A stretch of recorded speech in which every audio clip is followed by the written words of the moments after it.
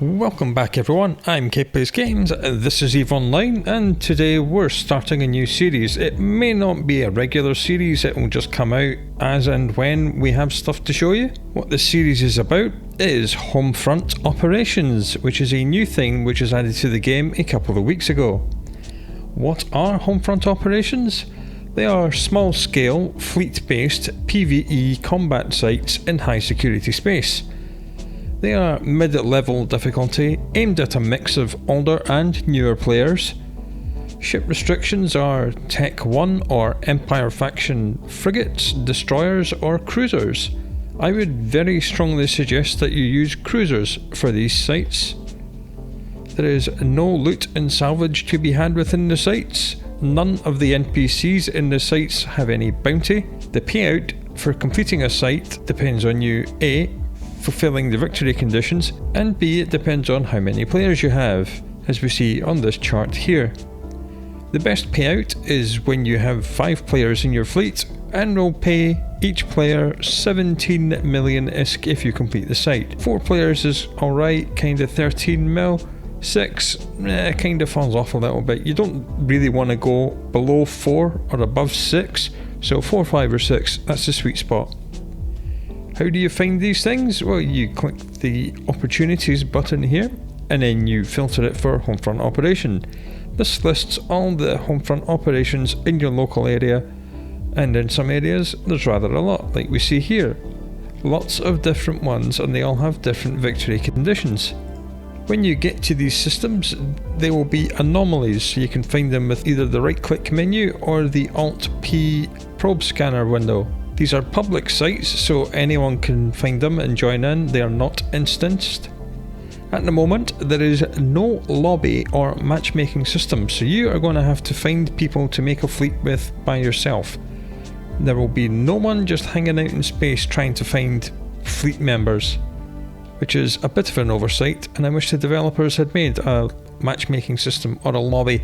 As I said, each site has different victory conditions and will require a different fleet makeup. I have theory crafted quite a few fits for this.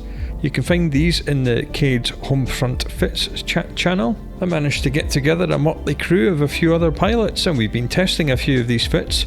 Some of them work really well, others really didn't work well at all and have already been changed.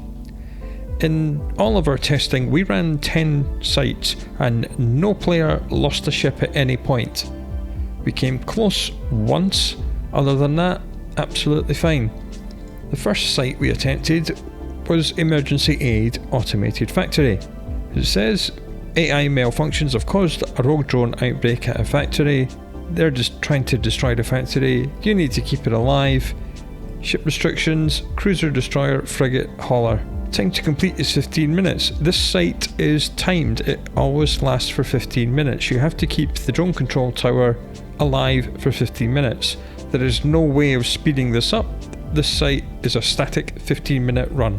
The first time we tried this site, we only had 3 players. We had 2 logistics and 1 DPS ship.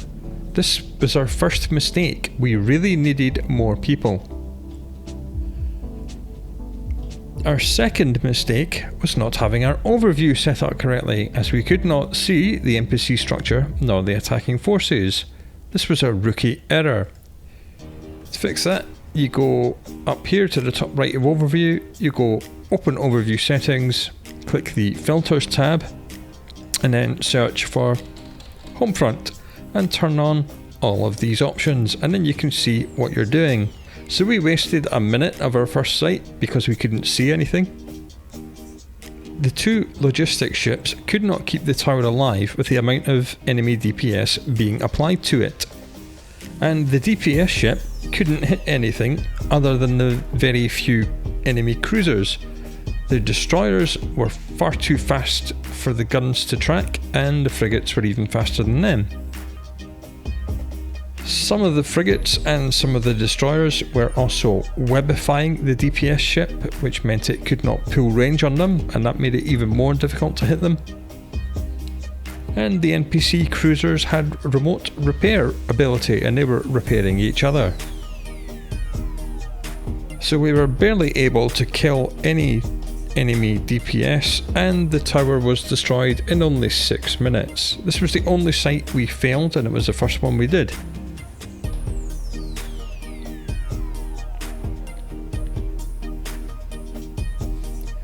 In the second attempt, we had 3 logistics ships and 1 DPS ship.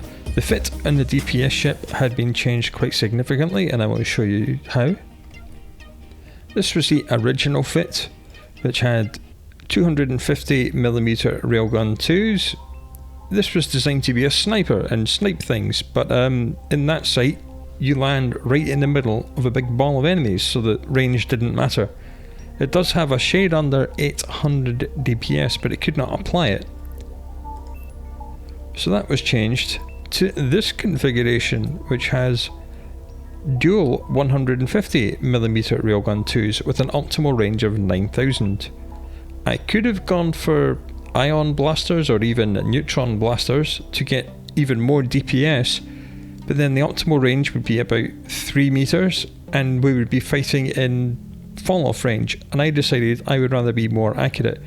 As we see, it still does 722 DPS, so it's still an absolute monster. It has 2 webs to slow down the enemies, and hopefully you'll be able to keep things at range at about 9 kilometers, and it'll be in optimal range against very slow enemies. That was the theory, at least. But even with those 2 webs, the NPC destroyers were still somehow fast enough to slip back out of webifying range, and they were almost impossible to kill. The NPC frigates were able to be destroyed, but not exactly quickly, because the cruisers were fixing them up. The cruisers were much easier to kill this time around, but the problem is that when you kill an NPC, after a couple of minutes it respawns and warps back in. So unless you can kill things really quickly, you're not actually reducing the amount of DPS in the field. All you're really doing is running interference and drawing some of the aggro to you and away from the automated factory. This time, this site ran for the full 15 minutes and we won. And as we had 4 pilots in our fleet, we were each paid 13 million ISK. We then ran this site for a third time with 3 logic pilots and 2 DPS ships. Again, the logistics pilots did a great job keeping the tower alive, and again the DPS ships continued to struggle to kill the NPCs. One other thing to note is that if you put out any drones in these sites, they will more or less draw instant aggression from the NPCs and be destroyed very, very quickly. They really do not like drones, so perhaps do not use Vexors or Vexor Navy issues. Maybe if you're using faction drones and you have drone durability rigs. But to be honest, I would not bother taking DPS ships at all in this site. We won this site, and because we had 5 pilots, we got 17 million each. But we did agree after discussions that if we were to do that site again, we'd probably not bother taking DPS ships at all because they weren't really doing very much. And instead, we would have been better off with 5 logistics ships, completely ignoring the NPCs and simply remote repairing any player ships that drew aggression. So having completed that site twice in a row, we moved on to a different site. And the site we moved on to after that was Dread Assault Primacy Base. As it says, the good guys have sent in a dreadnought to kill the bad guy's base, but the bad guys have drained its capacitor, so we need to refill the capacitor on the ship to win the site. Now this site can be run much quicker. The dreadnought needs to have 90,000 cap given to it. Once you've done that, that's it, you've won. This site can easily be blitzed and can be done in as little as 4 minutes depending on your skills and your fit and your fleet composition. We had 4 pilots this time round, all of them were in logistics cruisers, the fit of which I will show to you now. This is the fit we were using, all 4 of our ships were this exact fit with minor variances. I think a couple of our pilots were alpha and they didn't have skills for some of the Tech 2 stuff, but they went to the nearest trade hub, They replaced it with Tech 1 and the ships worked absolutely fine. We'll just simulate it to show you what it looks like. Armour resistances aren't the best because it kinda needs the cap. It has 1 local rep to repair itself, an afterburner for speed tanking, 4 cap transmitters to cap the dreadnought, and a single remote armour repairer to repair anyone in the fleet that got aggressed. So the fleet warped in, we orbited the dreadnought at 5 kilometers, all of us turned on our cap transfers, and we just sat there and orbited and the cap filled up, and then when anyone was aggressed, we would give them remote reps to fix them up. The NPC in this site do use ECM to break your locks, which means that the only thing you can target is that NPC and nothing else. This was a minor annoyance, but not game breaking in any way. However, discussing it with people, we think that the ECM would be so strong that fitting sensor boosters with ECCM scripts or signal amplifiers probably won't make any difference. A, because these ECM will probably still land, and B, because you really kinda need those fitting slots for capacitors so you can run your own ship. The only time we were in any kind of trouble is when 2 out of our 4-man fleet were ECM jammed at the same time, meaning that whoever was under attack only had 1 player giving them remote reps and their own local repairer acting to keep them alive. One of us got into 50% structure, but then the ECM jam cycles ended, everyone else was able to retarget the ship that was being attacked, and we very quickly fixed our armour back up to maximum. This only happened once. Most of the time, you will have 1 player out of your fleet being ECM jammed at any one time. So that really means that we only really had 3 operational ships at any one time, but even with that, we completed this site in only 6 minutes. And because we had a 4-man fleet, we were paid 13 million ISK each. We then thought, wow, this is good, and we ran this site another 6 times, all of which went exactly the same way.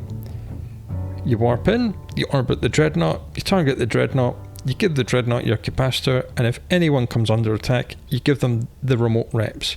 You just completely ignore the NPC, let them do whatever they want to do. So we completed all 6 of these sites in about 6 minutes, being paid 13 million ISK each time. If we had had 1 more player to go up to 5, the site would have been completed even faster and the payout would have gone up to 17 million each. This dreadnought site is a hilariously broken ISK printer, and this is this site after it has been nerfed. Before the nerf, the enemies did not ECM jam, and you could run it in about 3 minutes. So now all the ECM does, as I have already explained, is more or less occupies one of your 5 pilots more or less constantly. All it does is slow you down by 2 minutes. It's still hilariously broken, so enjoy on this site while it lasts. In fact, the biggest annoyance of this site was reaching the site before someone else did. 2 or 3 times when we arrived in system, the site had already been run and despawned, and a couple of times we got to a site but there was already another fleet inside it. So that was as far as we got with our first adventure into Homefront Operations. We ran 10 sites in total, completed 9 of them, only failed 1 of them, and we only failed that one because A, we only took 3 people in, and B, we didn't know what we were doing. Nobody died at any point in any of the 10 sites. 1 payout was 17 million, the other 8 successful sites paid 13, so altogether each pilot got 121 million ISK, and it only took a couple of hours, including travel time, and it was all done in relatively cheap ships. We'll try to run a lot more different sites next time and bring you news of how they went. So do come back for that, and do look after yourself until then. I will talk to you again very soon.